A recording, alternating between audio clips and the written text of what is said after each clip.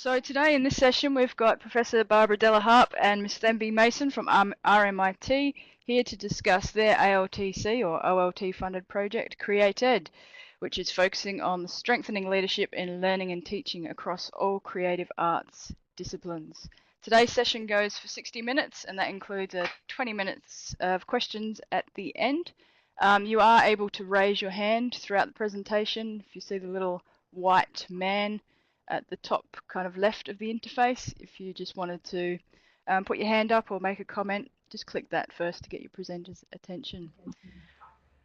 Okay, and as I mentioned before, the session's also being recorded and it will be available on our project site. If you have a look in the notes section, the http www.creativityproject.net is our URL.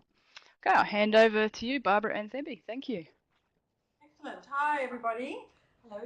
Hey, I'm Barbara and Thembi on the right. Thanks, Carolyn, for your introduction and inviting us to share the work we've been doing, because we've been having quite a fun journey, and it'll be lovely to share with you and get some feedback along the way, because hopefully you'll see why we might like your views as the presentation unfolds.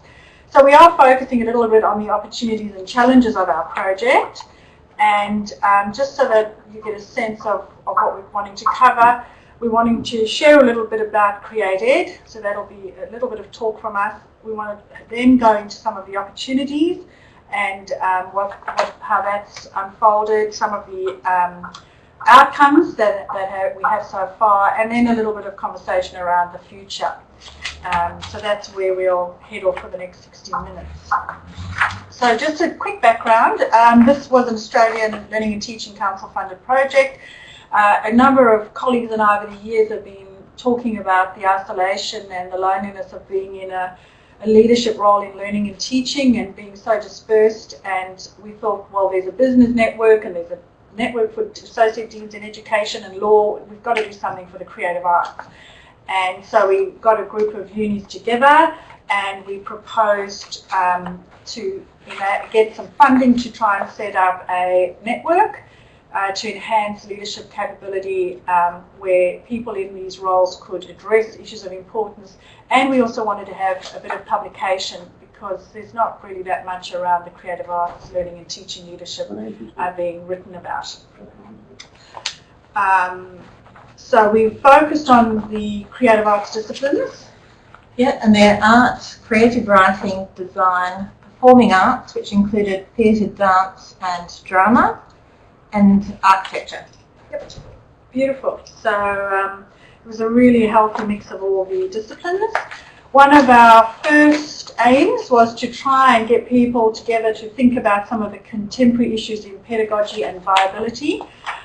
There's just so much conversation around creative arts being under threat. The kind of teaching methodology that we're using is constantly being challenged. There's a lot of conversation in universities about what is the best way, and indeed, should creative arts even be in a university setting?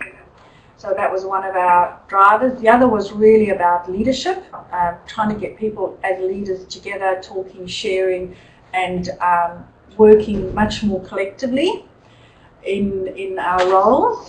And then, as I said earlier, a little bit about publishing, which is going to be the next one. Again, in peer review, we wanted to legitimise practice, so it was going to be in proper, highly ranked, high-impact journals, as well as practice-based, and there's a big conversation we can have about that.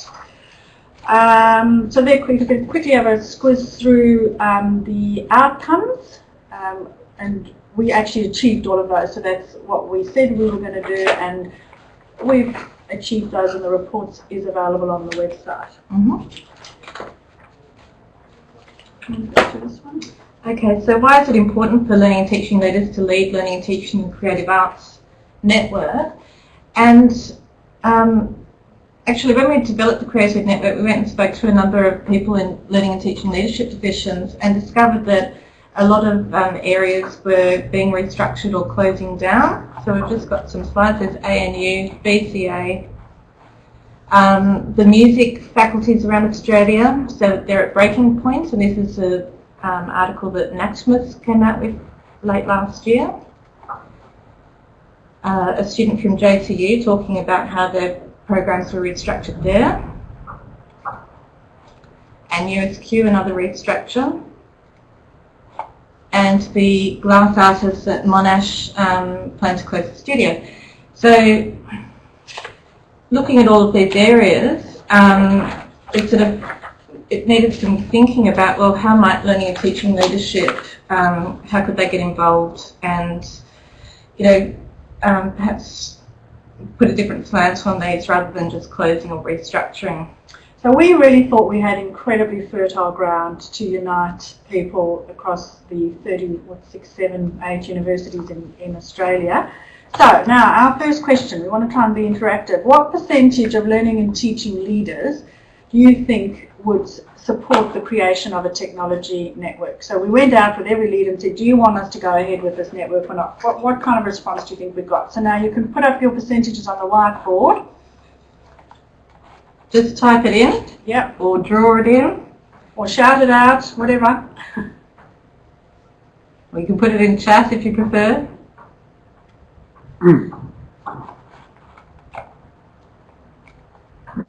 40% from Robert Parker. Well, okay. Come on, we need some more. 80%. So we have an 80% over here. One of you said stunning and shove it. Great. We're trying to see how this technology works. You've got an 80%. Okay. So how come that's not appearing anywhere? So we've got an 80, a 40. What do those 40 students think?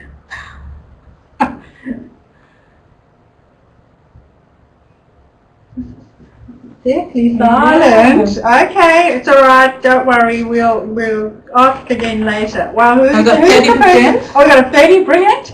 Who said 80? RMIT. Because you're on.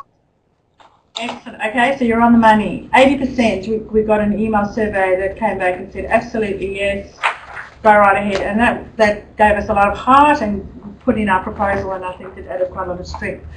So we tried to be really thoughtful in our design, so that we had project leadership teams, we had a network manager, we went back to the literature to try and figure out how do online networks work, what are the ingredients we have to have. We tried to have a mixture of face-to-face and online, and we also try to mix disciplines because we know academics identify with their disciplines, and so we were really trying to be quite thoughtful. And we engaged a lot of the industry bodies, and you can see the project team there. Mm-hmm. So we asked all the learning and teaching leaders who were invited what they'd like to see on the network, and they said, a place that links all the many events, teaching, learning, scholarship and happenings in one arena, or one site for communication, connection and collegiality. And these were the sort of areas that they wanted on the site, good teaching practice, facts and figures on the creative arts, to engage in strategic conversations, to keep the studio alive. So sort of advocating creative arts as well as looking at what good learning and teaching leadership is about, and share ideas. So we really tried very hard to take all of those participant ideas, and Thembi has been spending ages, or this was a little bit time ago again, this project's already going into its third year, really looking at the technology, trying to work out things. And we did first of all go down this whole path of trying to spend more time creating this bespoke site, but we ended up lean, mean, agile. We wanted to be beta, and we were really hoping an organic site, a site that lived and people would go mad on. That was our wish. We ended up with a group site, which you can see here, and it was probably slightly more aesthetically pleasing than some of the other ones. However, we could have used WordPress and used lots of widgets and things.